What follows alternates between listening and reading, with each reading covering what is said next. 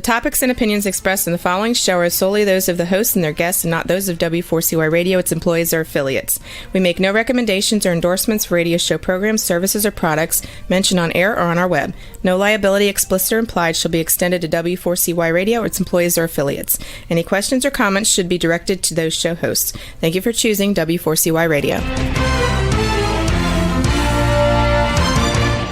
Welcome to the Ask the Expert show on W4CY Radio and Talk4 TV, where we bring you educational information from top local experts in the fields of legal, health, financial, and home improvement. Now sit back and listen to experts in family law, association law, hearing loss, business brokers, home care, along with many other topics. Now here are your hosts, Steve-O and Sophia. Hey, good morning, Florida. Welcome to another Ask the Expert show where we bring you the top experts in the field of legal, health, financial, and home improvement. We have got a jam-packed next 50 minutes. Our first show is probably top of everybody's mind nowadays with the elections coming up. We have one of the finest money management companies that this show probably goes by faster than any of the other 50 shows we do. Again, we're so lucky to have Provise Management Group. Good morning, Ray. Good morning, Steve. And as always, it's a pleasure to be with you. Yeah, we love having you on the show. You give out such great information. And what's so important is it's information that people can trust. God, this week, Ray, and I want you to tell people about Provise, but God, this week, interest rates are going to be cut by 50 basis points, and it shocked a lot of people. And I can't wait to hear your views on it. But first, tell us about Provise Management Group. Sure, Steve. Provise is a financial planning and investment management firm with offices in Clearwater and Tampa. Although we're serving about 1,200 clients scattered over 34 states.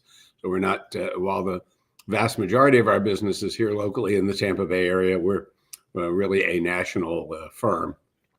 We specialize in financial planning first and foremost. And we see investment management as a secondary activity. We believe everybody ought to have a written financial plan, and that's kind of our differentiator. We are not just asset gatherers.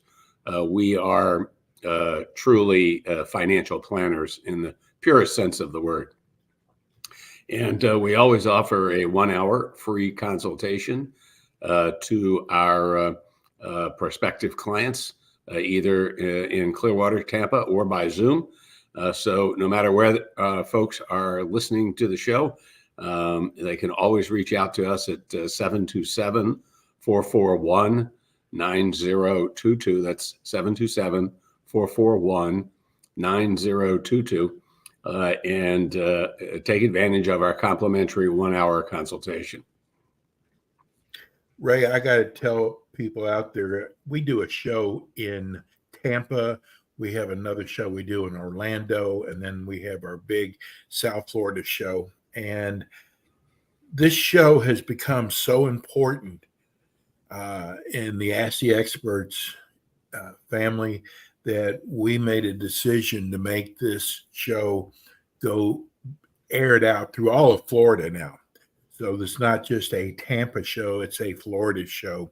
And it was worth it to us that we could add more viewers and listeners.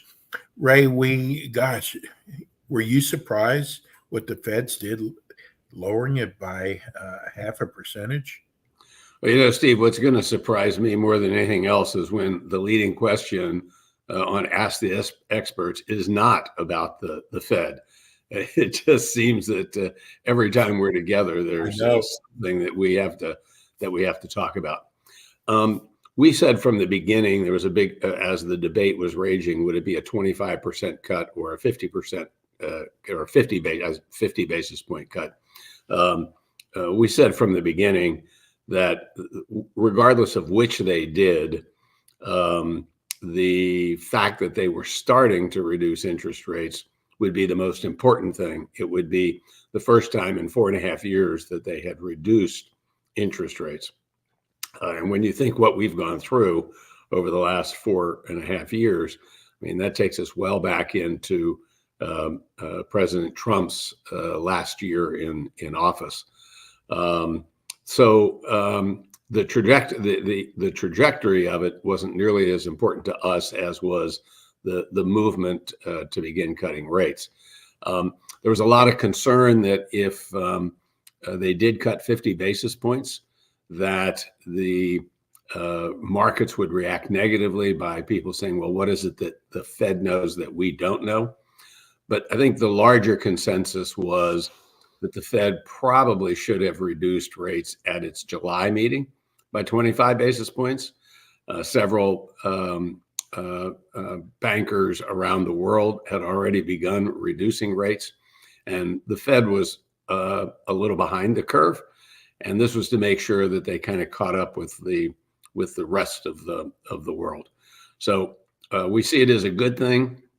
The effects are just as it took time for the effect of interest rates rising.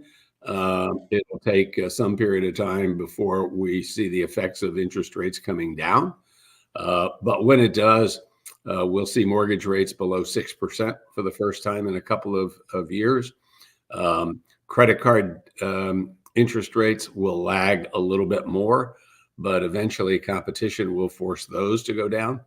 Home equity lines of credit, HELOCs, will become less expensive. Personal loans will become less expensive. And that's all at the individual level. And at the business level, these lower interest rates, as they continue, will try to look at refinancing some of the debt that they may have done at the higher interest rates, which should lead to more profitability in the long run. So there's every reason to be cheery about this cut. And we would look for another 50 basis points between now and the end of the year, most likely 25 basis points at each meeting. And that's based on the evidence that we have today. But just like the Fed, we're constantly looking at the data, but we think that that's something that's going to continue and probably going to continue into the first couple of meetings into 2025. So all good things. Do not look for 0% interest rates anytime in the near future. That's not going to happen. We're not going to go, it's unlikely we're going to go back there.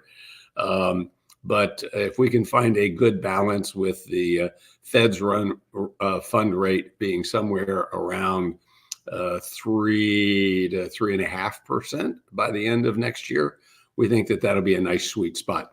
Still giving them room should the economy stumble to lower interest rates, but not high enough to hold it back. Well, I think you kind of just answered my next question.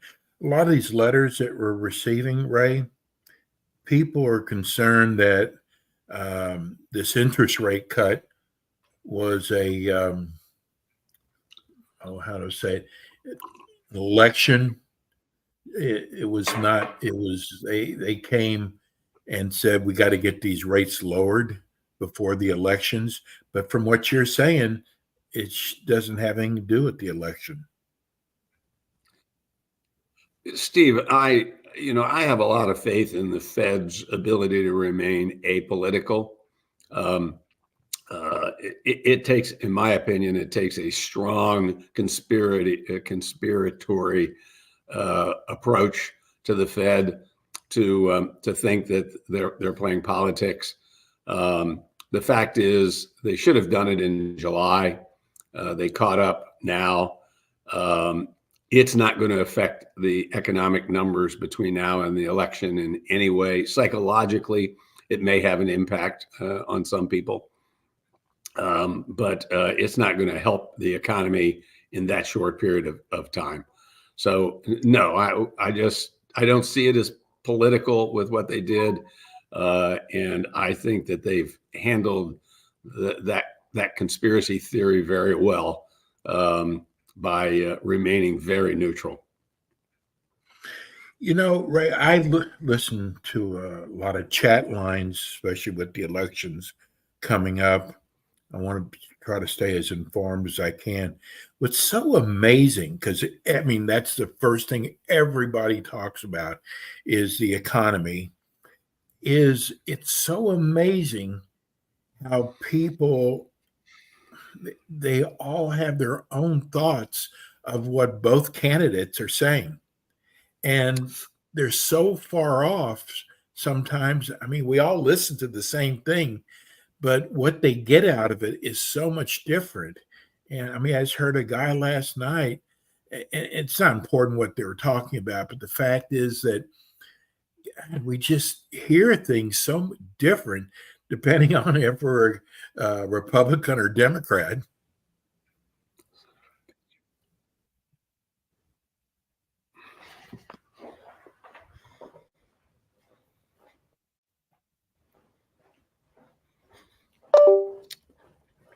Did you get that right? I'm here, Steve. Okay. Did you get my last? I did not. I did. I got most of it. Why? Yeah, I think so. And let me say that I'm moving to a little bit. I don't know why we're having a problem with it. Let me say this, Steve. First of all, it's our thought process. There was a report that came out over the weekend that said 40% of the people believe that Harris has the best economic policy, and 40% believe that Trump has the best policy. And in talking with some friends over the weekend, and they were saying, "Gosh, you know, Trump always has done better on the economy than Harris." And I said, "You know, here's what I believe is going on. Each base is so attached to their respective candidate that they find themselves saying that their candidate is the one that's doing well. So you got Harris's base, 40%. You got Trump's base, 40%, each supporting their own candidate. And It's going to be that 20% in between that's going to make the difference. So that report didn't shock me at all. And I heard that about Paris. Yeah. So the fact is, and we've done exhaustive studies on this, and actually have written a paper on it. It doesn't make any difference who's in the White House in terms of the economy, the markets. It's going to surprise a lot of listeners because traditionally we think that Republicans are better for business than are the Democrats. But the fact is that the Democrats in the White House have done better. The economy has done better, and the markets have done better than with Republicans. Now, the more interesting part is the best years, both Republican and Democrats, that we've ever had. If the Democrats in the White House and Congress is controlled by the Republicans, or a Republican is in the White House and the Congress controlled by Democrats, those are the best years. And why are they the best years? Because they have to compromise, and it's not a four-letter word, but it is in Washington D.C. So we are, again, you can look when Trump got elected in 2016. Everybody thought that oil was going to do really well, and it didn't. The oil industry did not. When President Biden got elected a little less than 4 years ago, everybody was convinced that the oil industry would go down the tubes because of his green energy. The oil industry has been one of the big winners outside of technology during Biden's 3.5 years in office. So the market forces are so great that I don't want to say that the politicians don't have an effect, because everything has an effect, but it's not nearly as great as most people think. I will say this, Steve. both of the candidates, are saying how they're going to reform taxes. Yes. Trump started out with, well, we're not going to tax tips, and Harris Yes. jumped on that. Harris said, we're not going to tax anybody. We're not going to increase taxes on anybody making less than $400,000. They've all come out with these proposals about people not paying taxes. Well, I have a proposal for both of them, and that is, I don't think anybody should pay taxes. We just shouldn't pay taxes at all. I mean, these are silly promises that they're making, just as silly as my statement was just now. It is going to be very difficult for either of these candidates to get the vast majority of their proposals in place once elected, regardless, even if they control both houses and the White House, which we hope does not happen, because we believe a split government is a better government. Yeah. What did Trump come out this weekend about credit card interest rates, capping them off at 10%? I don't see how he can do that. There's no way that's going to happen. It's called the free marketplace, and it's served us well for a long period of time. I mean, these are just empty comments, and it's a shame that they're doing this. I guess, Steve, put in perspective, maybe empty promises are better than throwing mud at each other. Yeah, that's true. Ray, we try to stay away from politics as much as we can, but now as we get closer to the elections, it's kind of hard to do that, isn't it? It is very difficult to do it. And, we try to remain as neutral as we can. Obviously, we have some strong opinions, and actually it incorporates a little bit of what both candidates have talked about. But as I often say, when people ask me, about it, I say, well, some of my friends are Democrats and some of my friends are Republicans. I just agree with my friends. Very good. It makes it very easy. What there's the word out is that people should get rid of their technical stocks. Do you have clients ask you about that? Well, we have clients in tech stocks. I mean, we do not ignore them. We believe that several of the tech stocks have gotten well ahead of themselves in terms of their growth rates. And when we look at any stock, the question to us is, what do we believe the perceived future value of that stock is going to be? And when you start getting stocks that are priced at a price to earnings ratio that is traditionally for the entire stock market running about 16 or 17, when you get some of these companies that not only are double that amount, but triple or more, the growth that they have to sustain for such a long period of time at those high multiples it's virtually impossible for it to go on forever. Can it go on for a short period of time? The answer is yes, but there's always a reversion back to sensibility. And we've certainly seen that since July, where the tech stocks have come back to a lower level, still not a good level in our opinion for some of them, but have come back to a reasonable level. But we've seen a big rotation into value stocks, dividend stocks that are out there, small cap stocks, and that's healthy for the market. And what we've really seen is the market has continued to go up in spite of the fact that these high flying stocks are actually down since July. In fact, last week we set all-time records for the markets. The futures this morning were up a little bit. Everybody just kind of enjoying the last week. And let's keep in mind, everybody thinks that October is the worst month because of Black Friday, Black Monday, the crash back in 1929. But the reality of it is September is the worst month for the market. And right now, all of the markets are up a little over 1%. With all the volatility that we've had the last 3 weeks, the market is still up. We've got this week to get through, and one day next week to see where we end up. But if we can get through September fairly unscathed, we're going to start to feel pretty good from now until the end of the year, which we will, even if we don't feel, even if September is a down month. We still think the markets will be slightly higher between now and the end of the year, largely because of the interest rate cuts.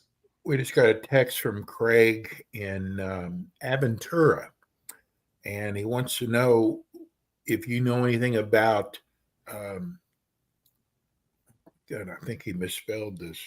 Apple. Okay. I heard they're having some problems with the new Apple phone. Well, they came out with the phone, and I want to be careful. I don't like to comment on individual stocks in and of themselves. But Apple came out with the Apple iPhone 16. It is. Mm-hmm. But all of the great things that they claim that it's going to have are coming over the next few months. And I'm going to use myself as an example. My phone is currently an Apple 13. And I fully intend to buy a 16. But I don't see any reason to go rushing to get it done right now. Is it a little faster? Yes. Does it have more memory? Yes. Is the battery power a little better? Yes. But I'll wait until the market calms down, and then I'll look at going out and buying a new phone. And I think you're going to see that, particularly as we get in close to the holidays. I think that's where the sales will really pick up. And because there are so many people who still have much older phones, even than my 13, I think there's going to be a lot of people that are going to be finally saying, oh, okay, this is going to be worth the money for me to finally upgrade. And I think we'll see them moving in that direction. So don't count Apple out. Like any great company, they can stumble as well. And that's happening here. But at the end of the day, Apple will come out the other end, we think, in very fine shape. Okay. Let me get this in Bobby in Venice. He wants to know, given these tax plans, should I convert my IRA in a Roth IRA? So, Bobby, there's a lot of folks that are thinking that if Vice President Harris were to be elected, that if you are in an upper tax bracket today, that you could be in a higher tax bracket tomorrow. There's a couple of problems with that advice. Not that it's wrong, but a couple of things you need to keep in mind if you're going to do that. First of all, we don't know if tax rates are going to go up. So I mean that's kind of number one. And secondly, we don't even know if Harris is going to become president, let alone raise taxes on the ultra wealthy. But when you convert from your regular IRA to a Roth IRA, you're going to have to pay taxes on the money as you withdraw it. So let's assume that you withdraw $10,000, and let's assume that you're in the 35% tax bracket. You're only going to have $65 left to reinvest into the Roth IRA. Now, if you run the math, if you left the money where it is in the IRA and you only put $65 into the tax-free account, you're going to come out dead even at the end of the day. So in order to make it worthwhile, you have to take the tax money that you paid out of other assets and move that into your IRA at the same time, so that you move the whole $10,000 into the Roth IRA. So I strongly urge you to talk with your tax advisor, visit with your financial advisor, or give us a call at 727-441-9022. Set up a complimentary 1-hour consultation with us by Zoom or in one of our offices, and we can discuss how it relates directly to yourself. Hard to give advice in a format like this that's personalized, too many variables, but happy to help you. Again, that number is 727-441-9022. And what's your website, Ray? It's Provise, PROVISE.com, PROVISE.com. And you're going to be back again with us, I believe it's the first week in October. That will be correct, because we still have one more Monday in September. So we'll see you around, I guess that'll be about October 7th or something like that. Yes. Ray, thank you so much. We so appreciate you. Thank you, Steve. Always good to be with you. And you have a great couple of weeks in the meantime. You too. Thank you. That's Ray Ferrara with Provise Money Management. We're going to go to break. We'll be right back. Thanks for tuning in today to the Ask the Expert show on W4CY Radio and Talk4 TV. Tune in next week and every week to hear more from our experts on personal injury, insurance, air condition repairs, estate planning, Medicare, and many other topics in the areas of legal, health, financial, and home improvement. See you next week.